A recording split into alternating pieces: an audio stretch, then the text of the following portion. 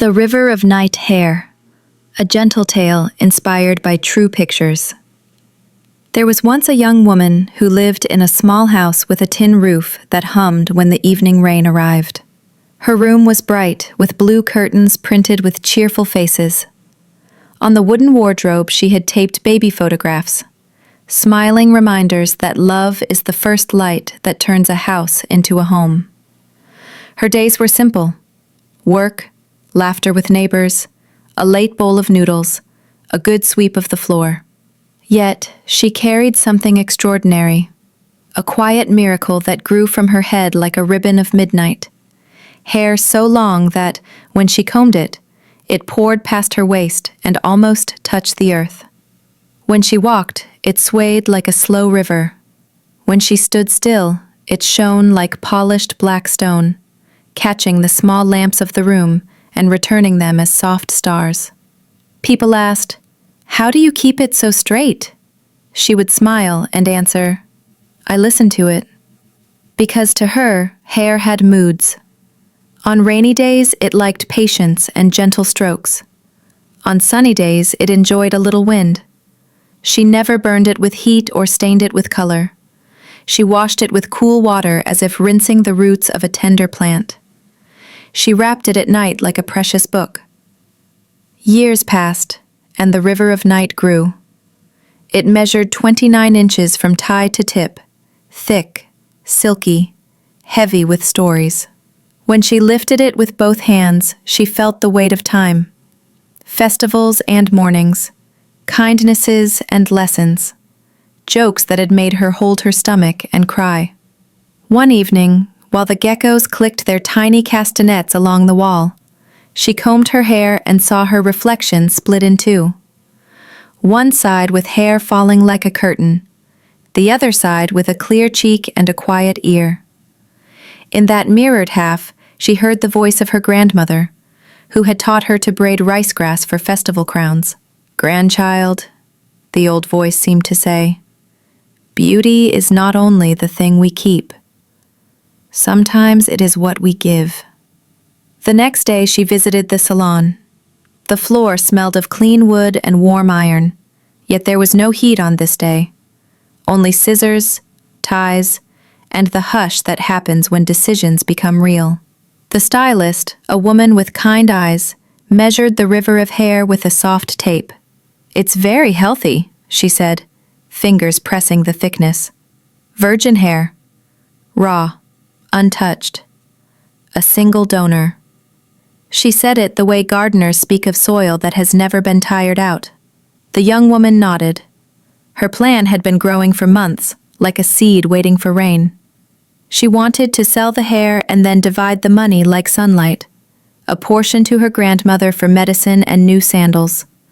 A portion to buy school supplies for a little cousin with curious eyes. And a portion to the temple's charity box, for the quiet needs no one sees. "Can you tie it in several ponytails first?" she asked. "I want each strand to stay aligned, to travel together like friends on a journey." The stylist smiled. "We will tie it carefully." She combed the long hair into 4 neat ponytails, each secured with orange elastics. They looked like bamboo sheaves after harvest. The room became ceremonial. The mirror caught everyone's eyes. The young woman's determination, the stylist's tenderness, the silent encouragement of the woman waiting on the blue sofa behind them. "Ready?" asked the stylist. "Ready," answered the young woman. She held her breath the way one does before diving into a clear river. Snip. The first cut was a clean song. The scissors glided just above the elastic. The lock released and settled into the stylist's palm, heavy as a bouquet. The young woman felt a coolness on her neck, like the first wind of a storm that is welcome. She smiled. It wasn't loss, it was movement. The river had become rain. Snip, snip, snip. Each cut had its own small hush. Between the sounds, memories walked through the door and waved goodbye. The time a friend hid behind her hair during a photograph. The day she caught a falling chick with one hand while holding her ponytail with the other. The morning her grandmother combed her, humming a lullaby she hadn't sung since the young woman was a child. When the final lock was cut, the young woman's silhouette changed. In the mirror, she discovered a new outline, lighter, neater, brave. It wasn't that she became different. It was that the person she had quietly been, the one who believed beauty could travel, had stepped forward where everyone could see her. The stylist placed the 4 ponytails together, aligned like soldiers at attention, tips tapering neatly to preserved ends. She added one more tie, then weighed them. 200 grams. A full, thick ponytail set, she announced. Someone will make a fine wig. Maybe more than one. She handed the bundle to the young woman, who cradled it at her shoulder for a photograph. The hair looked like a strange, beloved pet. The last purr of a long, sweet story.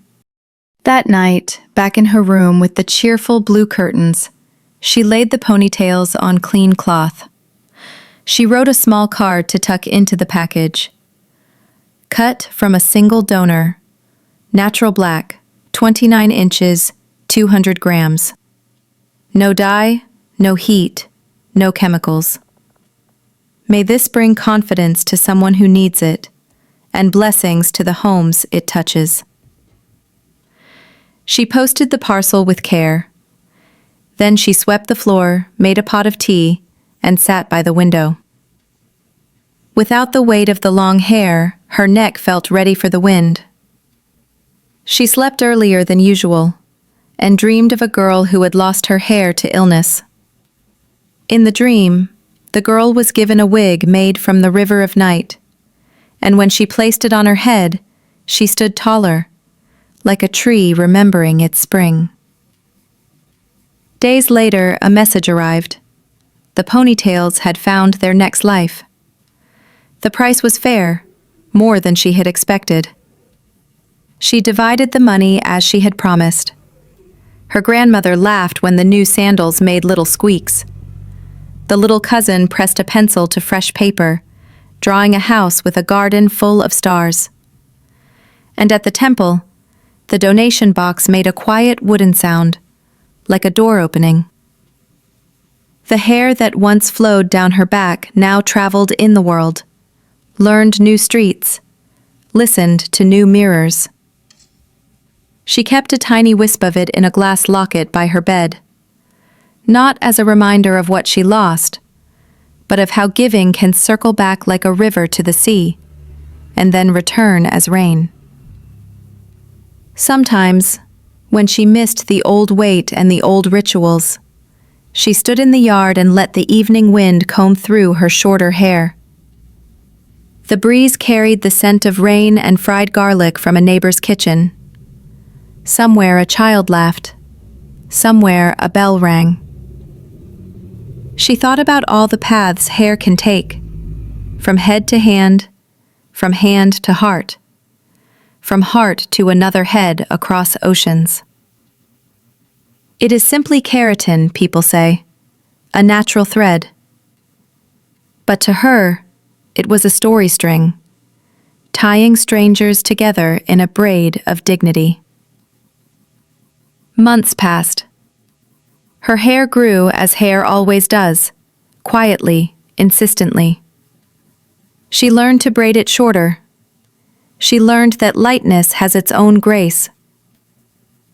At times, on weekends, she worked with the salon to prepare donated ponytails from other women, combing, tying, teaching them how to keep the cuticles aligned so the strands travel in the same direction, so every future wig looks like a promise kept. Some women giggled nervously. Some cried a little. All walked out brighter. On the day the first wig made from her ponytails was finished, a photo came. A woman in another city looking straight into the camera, wearing the hair like nightfall after a hot day. She was smiling. Not the smile of a person pretending to be brave, but the smile of a person who has remembered herself. The young woman traced that smile with her fingertip. It felt like the exact measurement of joy. When the geckos clicked their castanets again, the young woman whispered toward the ceiling, "Grandmother, you were right. Beauty isn't only what we keep." And the rain on the tin roof applauded softly, the way roofs do when the world gets something exactly right. And so the river of night did not end. It branched. It found new banks, new towns, new mornings. It was never just hair. It was a way of saying, "May you be well. May you be seen." And whenever the young woman looked in the mirror, at the new outline that was not really new, she saw not the absence of length, but the presence of purpose. The story grows back, she learned, just like hair. And every inch that returns carries the memory of where the first river went, and whom it helped to reach the sea.